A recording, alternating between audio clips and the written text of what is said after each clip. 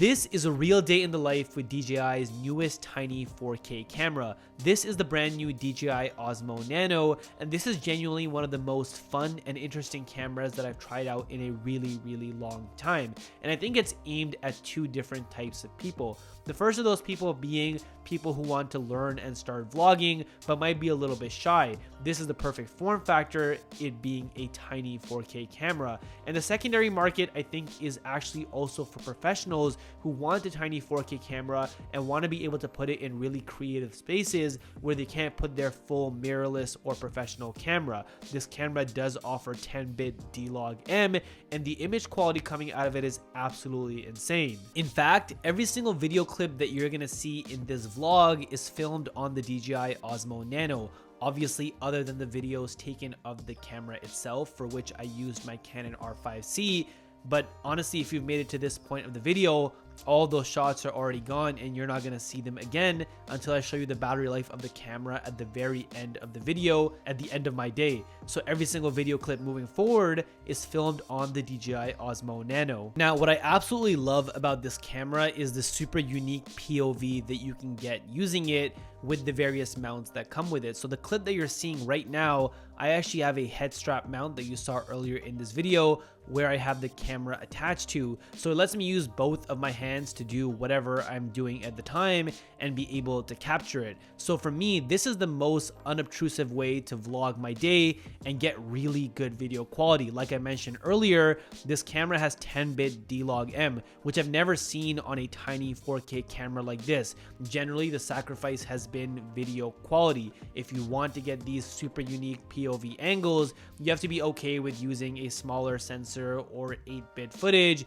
and your video just doesn't look as good. But the upside is that you get these amazing POVs. With the DJI Nano, that's literally a thing of the past. I had a really easy time color grading this footage, and I'm really happy with the results. The only thing, as you just saw, is that the minimum focusing distance is a little bit weak. So if you're trying to focus on a subject that's really close to the camera, it's very likely the camera will not be able to focus on it. Now, if you've really been paying attention, you've probably noticed at the bottom of this video where you see my camera settings is that I'm using cinematic camera settings. So I'm using the right shutter speed for appropriate motion blur, and I'm using the right ISO, and you might have noticed that my exposure is not blown out. So I did want to mention that DJI provided me with ND filters for this camera, and this camera does have ND filters, so you're actually able to get cinematic footage from this tiny 4K camera. Now, in the past, when I've tried to do this with other tiny 4K cameras with the ND filters attached, I get a ridiculous amount of shake, especially when I'm using the hat mount, which I've used for the majority of this video to get this first person POV video angle that you're seeing right now. And you can see the hat mount on my hat right now, and even with that, the shake has been really minimal and the stabilization on this camera has been really good, and that's something that has really impressed me. And I'm really happy that I can finally use cinematic settings on a tiny 4K camera, because even though tiny 4K cameras were getting better and the image quality was getting better and they had ND filters, the main thing that was still really bothering me was the jitters when you walk. Now, that is still present when you're using the magnetic pendant at times, which you will see throughout this video, but honestly, that shake is still also very minimal. So you can see it right now as I'm going down the stairs, but it's honestly not that bad and it's not that noticeable. So I'm really impressed with the stabilization on this camera as well as the ND filters. Now, my favorite part of this camera is something that DJI has been doing a lot with some of their newer cameras, and I really think other companies need to follow suit and just copy this straight up, and that's the internal memory that DJI has been including in almost every single one of their latest products. So the DJI Osmo Nano has about 128 gigs of internal memory. So literally for this entire video, I didn't carry an SD card or anything like that. I just recorded straight onto the camera, and I was able to offload all of the footage onto my computer to edit it for this vlog. And I absolutely love that, because it's just one less thing that I have to think about when I'm filming. And that's the whole theme and the mantra of this camera. You just put it wherever you want, you start recording, and you just forget that it's there. This is the easiest way to record your POV and vlog your daily life, which is something that a lot of people are looking to get into. And I think that this might just be the perfect entry point and a great blend of price, quality, and ease of use. Now, you might have noticed that I'm actually filming this entire video in the 4:3 aspect ratio, and the reason that I'm doing that is that the 4:3 aspect ratio on the DJI Osmo Nano allows me to capture the information on the entire sensor, so I'm able to see way more of my scene versus if I filmed in the traditional 16:9 aspect ratio. So this is basically open gate, which you've probably heard about and is very popular even amongst professional cameras right now,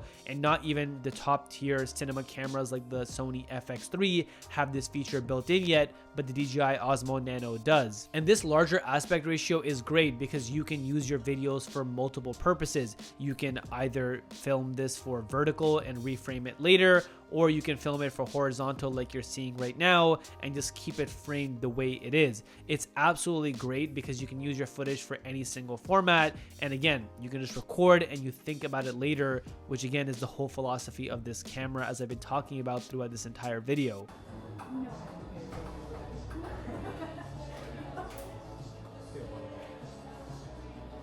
You got the new iPhone already. Oh yeah. It's really pretty impressive. Yeah, thank you. That's the point. Yeah. And then by Young and Nano, so I see like every day on the huge screen. Yeah. And I'm like, is it that cute? Because he looks pretty Yeah. So yeah, we stopped downtown for Andrea's Cookies because the lineup this week was honestly really good and it was way too hard to pass up on. But as you can see throughout this entire vlog and everything that we've done, I've been able to take the DJI Osmo Nano with me pretty much anywhere. Everyone's been really comfortable around the camera just because of its small form factor, and the fact again that it's outputting this amazing quality has been really surprising to me.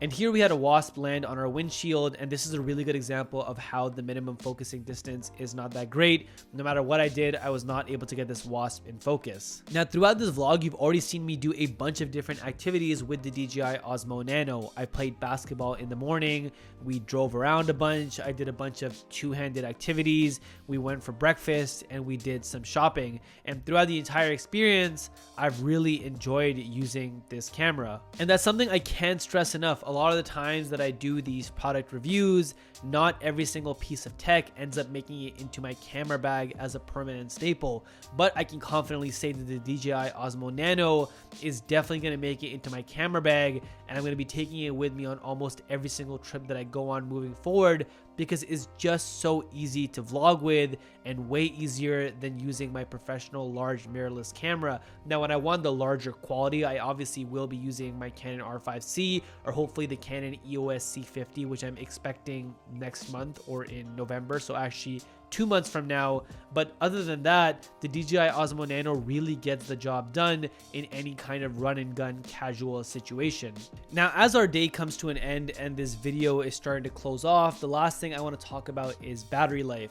I was genuinely surprised that the camera actually lasted me the entire day, and the last visual on the screen is going to be the battery life at the end of the day, so you'll definitely get to see what it was. From my memory, I believe the pod, so the monitoring piece of the camera, was at like 8 or like 7%, and the main camera was pretty much still at full because the main camera is charged off of the pod anytime you connect them, which is really convenient because you can use that smaller camera piece without the monitoring tool. And one more thing I want to talk about actually after battery life is the low light performance. I was not expecting this camera to do well in dark environments or at nighttime, and I'm glad that I was wrong about that because that's another area these tiny 4K cameras have really struggled in. But yeah, that's it for the vlog. We did a ton of different things throughout the day, and I hope you got a real good sense of what the DJI Osmo Nano is capable of. And that's it for this video. I'll see you guys in the next one, and until then, keep creating.